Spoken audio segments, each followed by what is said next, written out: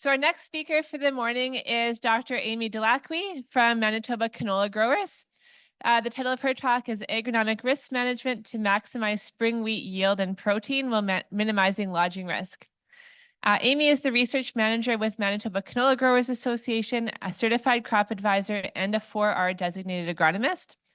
She recently completed her PhD at the University of Manitoba with Dr. Yvonne Lawley, focused on spring wheat agronomy. She's done a Master's of Science at the University of Alberta in Weed Science and a Bachelor's in Agronomy from the U of M. Previously, Amy has worked as a research technician in the Soil Fertility Lab at the U of M and as an agronomist with Pembina Co-op. So please join me in welcoming Amy. Hi, Erin. As mentioned, I'm now in the canola world, but I'm going to talk to you today about some of the work we did in my PhD project with Yvonne Lawley here at the University of Manitoba. So really looking at agronomic management strategies to minimize lodging while maximizing spring wheat yield and protein across Manitoba. So this is a little bit of an older graph now, but it does the job in showing that really spring wheat yields have more than doubled in Manitoba since 1970, and they're continuing to rise. So spring wheat in Western Canada is known globally for its high milling quality and protein content. And in order to maintain that level of grain nitrogen, we really have seen a high increase in demand or uptake from the crop for nitrogen in the last few years. So, and with that increase in nitrogen being required by the crop, really it increases your risk of lodging. That's one of the major economic concerns with moving to some of these higher levels of nitrogen. So lodging, simply put, I'm sure all of you are aware, are the displacement of the crop from the vertical position. So the occurrence and severity is extremely variable. So it's the interaction of the plant and the soil with other environmental conditions, and the added factor of the crop being able to recover at various times during the season, depending on when the lodging event occurred. Two types of lodging that are occurring in spring wheat: stem lodging, which is really what a lot of people think of when they think of lodging in wheat. It's really that bending or breaking of the stem when the leverage from wind is greater than the stem strength. But then actually what we're seeing is highly prevalent in Manitoba is root lodging. So that's when the actual structural rooting area of that wheat is compromised and the root rotates from the soil base and the whole plant falls over still intact. So, and that's really highly dependent on the rainfall and then the wind conditions that occur right after the rainfall events. So semi-dwarfing genes reduced lodging that happened across the prairies. But as we move to some of these higher yields that we're achieving, more nitrogen being applied, we're seeing it being more common that wheat fields across Western Canada are having high lodging incidents during the summer months. So the major objectives of this project were to evaluate how nitrogen management, plant density, PGR applications, and their interactions influence lodging risk, yield, and protein. And then also just to look at how those agronomic management practices influence the development of grain yield and protein. So we did this through two small plot field trials. We did them in Carmen and Manitou in 2018, 2019. So each experiment was replicated 4 times. The first experiment looked at 3 cultivars, Brandon, Cameron, and Prosper. And then we had nitrogen management strategies. We had a check. We had our standard practice in this trial, which was 140 pounds of nitrogen applied entirely at planting, mid-row banded as urea. And then a reduced rate, 70 pounds of nitrogen applied in the same way. An ESN blend, 100 pounds of nitrogen, 100 pounds of ESN blended with 40 pounds of urea applied mid-row banded at planting. And then we had a split application. So 50% of the nitrogen applied at planting as urea, and then 50% of the 50% of the nitrogen applied at the flag leaf stage. And it was actually applied as Super U in this project. And then every combination had with or without a PGR, and we used chloromaclot chloride or manipulator in this project. Experiment 2, similar treatments, but we included the effect of plant density. So we targeted the recommended rate or plant density of 250 plants per square meter or 25 plants per square foot, and then 150 and 350. So kind of a low, medium, and high range of plant densities. And then we also overlaid the split nitrogen application as well as plant growth regulator in that trial as well. And that trial was all done on AAC Brandon. So for data collection to try mitigate, or not mitigate, but to try and proactively measure lodging without, because lodging is extremely unpredictable. So we didn't know if we were actually going to have lodging in this trial. And we also, in small plots, it's extremely hard to measure lodging as well. So we took a lot of plant characteristic measurements to try quantify the crop's risk to lodging, even if lodging didn't occur. So we took stem characteristics, so stem diameter, internode length. We also took lignin, cellulose, and hemicellulose content of those stems, so that's structural fiber. And then for anchorage, to try measure anchorage strength and root lodging risk, we did take that root plate depth and width. So that picture on the bottom is kind of showing what that root plate or structural rooting area is when I'm talking about that in some of the results. It's really that lignified tissue, and that's where the majority of the anchorage strength is coming from in the rooting area. And then we looked at canopy structure, so canopy height, dry matter, where was the dry matter within the canopy, as well as tillering. And then we did use kind of the machine that you can see in the top picture. It was called the stalker. It was a machine that actually just pushed the crop over and took a rating of the resistance of that crop. So we measured the stem strength with that. And then we also measured the stem elasticity. So the strength of the stems to resist being pushed over, and then also the ability of the crop to recover from that event.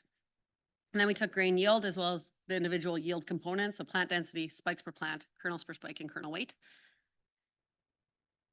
We looked at the nitrogen use efficiency of these crops and how some of these treatments, because nitrogen as well as grain protein were a major factor in this project. We looked at when the crop was taking up nitrogen, pre-anthesis versus post-anthesis, how it was taking it up, and where it was storing it within the plant before it was remobilizing it to the grain during the grain fill period. And then we took a number of efficiency measurements. So how efficient was that crop at taking that grain or that nitrogen that was available to it in the spring and translating that into grain nitrogen in the fall. I'll look at the site years that we tested. So this is a brief look at the 4 site years that we had in Carmen and Manitou. 3 of the sites were on canola stubble. Residual soil nitrogen ranged from 72 to 97. That's kgs per hectare, but that's in the 4-foot depth. So when we look at kind of a 2-foot depth, we were closer to around 50 pounds an acre. Our soil texture ranged from a sandy clay loam to a clay loam, so not a huge variability in soil texture in this project. So I do have to quickly touch, because our environmental conditions and our rainfall during this trial had a huge effect on our results. These are the 4 site years, the blue bar being accumulated growing degree days and the red bar being accumulated precipitation throughout the season. So things to note, we did have around 30 to 40% less rainfall during the growing season than the long-term average at all sites. The long-term average actually isn't on this graph, but and then also the pattern of rainfall. So Carmen 18 and Carmen 19 both had early season rainfall, and then around Flagleaf really just stopped, and there was no rainfall again till harvest or till after harvest, compared to Manitou 18 had very similar total rainfall, but had consistent rainfall events all throughout the season, which is important when we're looking at kind of how some of these strategies performed. So our major findings, I'm going to touch on. I'm really going to highlight what had potential to reduce lodging risk and really influence yield and protein, rather than going into the depths of all of the data that we collected here. So reduced nitrogen rate, no surprise, reduced our lodging risk. So it increased our stock strength compared to all other treatments, and just lower visual lodging ratings. We did have some visual lodging at these sites, but it was after a major rainfall event in July, and then the crop actually recovered by harvest. Grain yield, we had similar yields produced with this reduced nitrogen rates and reduced protein content as expected. We did have what I would consider more modest yields. And if we were pushing yields a little bit higher in these sites, we would probably have seen a yield drag with that low nitrogen rate. Looking at split nitrogen applications, so we did have reduced visual lodging ratings when we applied nitrogen as a split. So half at planting, half at flagleaf, compared to the other high nitrogen rates. So compared to when it was applied entirely at planting, and then compared to when it was applied as an ESM blend. We measured the stalk strength was also increased with a split application.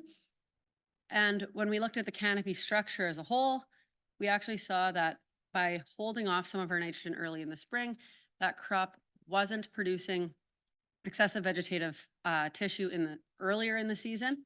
So it really did lead to a smaller, not as heavy canopy that did reduce that lodging risk. And then also our anchored strength. So though that structural rooting area that I talked about, when we were splitting our nitrogen applications, we saw that the crop was actually diverting its energy to its rooting area, and actually had increased root plate depth and width with that split application. So really having that benefit in terms of stem lodging and root lodging with some of these split applications. Green yield, on average, by splitting that nitrogen application, we didn't see a yield drag. But when we looked at the relationship between the individual yield components and grain yield, we did see that that relationship of kernel weight with yield was dependent on nitrogen management. So when we dug into that a little bit deeper, we saw that when a lower rate of nitrogen was applied early in the season, these graphs are yield on the vertical axis and kernel weight. So looking at that relationship between yield and kernel weight, and then the individual nitrogen treatments. So we really did see that in the reduced rate and the split nitrogen applications were the only two nitrogen treatments that we did actually produce a negative relationship between kernel weight and kernel yield. So really that early season nitrogen was critical to avoid creating that negative relationship between kernel weight and kernel yield. And looking at grain protein content, we had consistent increases in grain protein content from this split application compared to when nitrogen was applied entirely at planting, 13.9 to 14.5% change in grain protein content. And when we really looked at how that was happening or why that was happening, this graph is showing post-anthesis uptake at all of the 4 sites. So we saw that more nitrogen was taking up later in the season when you were applying your nitrogen as a split, so half at flag leaf, but it was highly dependent on site year. So you can see that in Manitou 18, that site that I mentioned earlier that had consistent rainfall throughout the season, even from that flag leaf to harvest stage, was where we saw the biggest increase in post-anthesis uptake compared to Carmen 19 that had almost no rainfall in that second half of the season. We didn't actually see an increase in post-anthesis uptake. So reducing plant densities, that was probably the management strategy that had the biggest influence on lodging risk that we looked at. We really had increases in the ability of the crop to reduce stem lodging as well as root lodging, and to a great extent. So we had increases in stem diameter as we lowered our seeding rate. And then our lodging ratings were reduced, and we had increased in stem strength and also increase in flexibility. So the stems were stronger, but they were also able to recover quicker or easier when we took that stalker out for measurements. And then you can see from the picture on the right of the roots, when we moved from the high plant density on the top row down to the low plant density, we really saw an increase in that structural rooting area of the plant. So the plant's ability to buffer root lodging was greatly increased in that lower plant densities. For grain yield, overall, we didn't see a significant effect of grain yield or of planting density on yield, but there was an interaction with environment. So when we looked at Carmen 18 site, the high plant density did yield significantly better than the low and medium. And when we dug into that a little bit more, we saw that at Carmen in 2018, it was extremely hot in May. And that was when that crop was trying to tiller, and we accumulated growing degree days really quickly when that crop was trying to tiller out. So instead of setting out tillers, the crop quickly changed to reproductive growth stages. So then when we did our yield component look at this, we actually saw that there was less spikes, like the spike density was lower. So the low and medium plant densities didn't have enough time to really tiller out and produce the same amount of spikes per acre as that high plant density. And grain protein wasn't influenced by plant density in any of these sites. PGR applications. So when we looked at lodging risk, it was consistently reduced canopy height with a PGR application of manipulator. So on average, 3.5 centimeters. When we looked at main stems, it reduced it a little bit more, about 5.5. And then when we looked at tillers, it was about 2. So on average, 3.5 between all stems in the crop canopy. We had an increase in stem strength, but we actually had a reduction in stem elasticity with the plant growth regulator. So something that might be something to note. But when we looked at visual lodging ratings, both of those graphs on the side are looking at visual lodging ratings. When we had lodging that happened, so at the high rates of nitrogen, as well as at the medium and high plant densities, the plant growth regulator was able to significantly reduce the visual lodging ratings as long as lodging was there. When we looked at anchorage strength or that structural stem or rooting area, we did see that there was an increase in root plate width and depth with the plant growth regulator, but it was very dependent on site year, cultivar, and nitrogen management. So that's a response that we couldn't really explain, but there was interactions there between the root plate and the plant growth regulator application. And then in terms of grain yield, we did see a pretty consistent increase in grain yield with the plant growth regulator application. But even though it was small, but again, keeping in mind that we didn't have a ton of actual lodging that was reducing yield. So this is typically, I would call it a yield bump in the absence of lodging. So 1.3 to 2.4 bushels an acre consistently across the sites when not a lot of lodging had occurred. And that increase was really due to increase in kernels per spike, which makes sense as when we applied our plant growth regulator, growth stage 32 is really when that is being developed in that wheat crop. And then we also had one site that did increase the number of tillers per plant as well. For protein content, there was a slight reduction in protein content with the PGR application.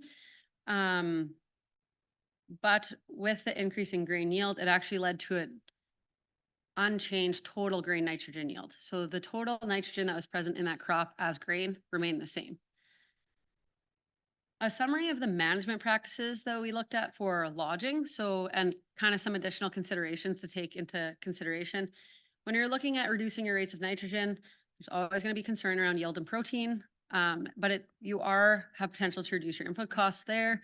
Split nitrogen applications, keeping in mind that yield, a little bit of caution around it, as we need to make sure that the amount that's applied in the spring is sufficient to handle that early season need. But it does allow you to adjust your total nitrogen rate based on the growing conditions. And it reduces early season nitrogen losses because you're not applying a bulk amount of nitrogen way in advance of when the crop is actually going to take it up. It does require precipitation during the season for the crop to use it. And it's an additional pass. So some growers might not be willing to adopt that. Reducing plant densities, keeping in mind the biggest concern with that is going to be your weed management program and how that establishing less plants per square foot fit into your weed management program, because you are reducing the competitive ability of that crop. And then there are some concerns around increasing variability for crop staging for other crop protection applications with lower plant densities and more tillers. And then plant growth regulators. So the time to evaluate, this is really the only management practice that you can evaluate the growing season and the lodging risk before you have to apply it. A lot of the other strategies we said, you kind of have to decide before the growing season if you're a high risk for lodging and if you're willing to adopt those. And then also there is kind of that yield increase that we're going to see regardless of lodging. That might be enough to cover that application cost. So when looking at yield components and their relationship with yield, and this is kind of pulling in the environmental factor of it because I didn't separate a lot out by environment. For plant density and their relationship to yield, when there's low levels of precipitation, we actually saw a negative relationship between plant density and grain yield. So when there's more competition within the crop, if you don't have the precipitation, you can create a negative relationship and your lower plant densities are actually going to yield higher. And then when there was high early season growing temperatures, we created that positive relationship with grain yield because we didn't have the tillering in those lower plant densities. And then spikes per plant, kernels per plant, really consistent across all environments tested. you have more, you get more yield. Kernel weight was another one that didn't relate to large differences in total yield, but just to note that when you had that low nitrogen early in the season, it did result in a negative relationship with yield. And then when we had late season precipitation, we actually saw a positive relationship with yield. So just noting that environmental conditions are influencing that relationship between kernel weight and yield. And then our nitrogen uptake and use efficiency, we took a lot of measurements on this. And when in terms of other than the split application increasing post-anthesis uptake, there wasn't a huge treatment effect on how the plant was taking up nitrogen and remobilizing within the plant. So I'm just going to summarize kind of what we saw during this experiment for when the crop was taking up nitrogen and how it was using it. So our wheat crops took up 57 to 72% of its total nitrogen pre-anthesis. So from planting to anthesis was 57 to 72% of the nitrogen that that crop took up. And then during that grain fill period, that nitrogen was remobilized. About 80% of that nitrogen was then remobilized to the grain during the grain fill period. 78 to 84 of that came from the leaf, or of the leaf nitrogen was remobilized, and then a little bit less from the stem. The stem just has some structural requirements that leaves don't have, so that's why there's a little bit more total moved from the leaf. And then at the same time as nitrogen is being remobilized from during the grain fill period from earlier uptake, you're also having the plant taking up post-anthesis nitrogen at that time as well. So we had 51 to 107 kgs per hectare, so 28 to 43% of the nitrogen was coming from post-anthesis uptake. So that was actually both pre-anthesis and post-anthesis uptake in this trial, even though we had relatively low rainfall in these two testing years, were major sources of nitrogen for that wheat crop. But just to note that the variability in post-anthesis uptake was way higher than the pre-anthesis uptake. So the post-anthesis uptake had a 50 kgs of nitrogen per hectare variability across the site years compared to the pre-anthesis uptake, which was only about 12. And then interesting, we did see this negative relationship between post-anthesis and remobilization. So essentially, if the plant was taking up more nitrogen during post-anthesis, it kind of got lazy and didn't remobilize as much. So that was just that negative trade-off between post-anthesis uptake and remobilization. And then overall efficiency value. So about 80% of the nitrogen that was available to that crop was taken up during the growing season. 78 to 81, so about 80% of the nitrogen that the crop took up then became grain nitrogen, or it was used for grain nitrogen production. So overall, when we look at grain nitrogen utilization efficiency, so how much of the nitrogen available to the crop was then put into the grain, we were around 60%. So a little summary of the nitrogen uptake timing. So pre-anthesis uptake was predictable and consistent across environments.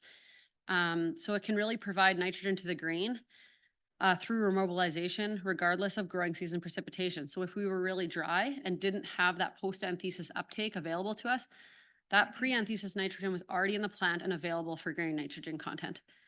But it did lead to increased vegetative growth. So when we had lots of nitrogen taken up early in the season, the plant produced a large amount of vegetative growth, which then kind of increased our lodging risk. And post-anthesis uptake did increase grain protein content, as you talked about, but it was unpredictable due to the growing season precipitation reliance. So in conclusion, split nitrogen, reduced plant densities, and plant growth regulator applications, so we only tested manipulator, but all showed potential to reduce lodging risk in spring wheat. But that early season nitrogen availability was critical for continuing yield and protein gains. So it was important to balance that nitrogen that's available early in the season. While buffering risk around dry conditions, that may limit post-anthesis uptake. When management practices with high lodging risk are used to maximize yield and protein, so when you have to use some of those practices that are going to increase your lodging risk, your plant growth regulator is going to be your best management tool to balance that risk during the growing season. With that, I can just acknowledge my advisory committee for this because it was my PhD project. So Dr. Yvonne Lawley is here in the back. Don Flayton was there, Anita Brule-Babel, as well as Joachim Wiersma from the University of Minnesota had a huge part in this project. And then all of the summer student and staff that helped with the project. And of course, funding from Manitoba Crop Alliance for this. And actually Manitoba Crop Alliance did bring, they've made a number of fact sheets. They look like this. They're sitting on the table in the back that goes a little bit more in depth in some of the individual treatments that I didn't have time to go take a deep dive into. So grab one of those on your way out if you're interested in looking at it a little bit more. But with that, I can take questions if we have time. Okay, we'll start with an online question. Sure. Was residual nitrogen looked at when comparing the reduced N trial to the standard trial? If yields were the same, it would appear that the reduced N would be more profitable, but that might not be the case if residual N was lower, requiring more nitrogen for the crop. Yeah, so essentially our reduced nitrogen treatment with the 70 pounds applied and the residual N, our results show that that was probably sufficient and we had enough there for that crop and the yield that we were growing. But keeping in mind that if we were having lower residual levels or we had higher yields produced, that might not be the result. It's likely not going to be. You're likely going to have a little bit of a yield drag by reducing your nitrogen by 50%, which is quite significant. So. Oh, okay. So am I allowed to ask many questions? 3, 4? So I have 2 questions.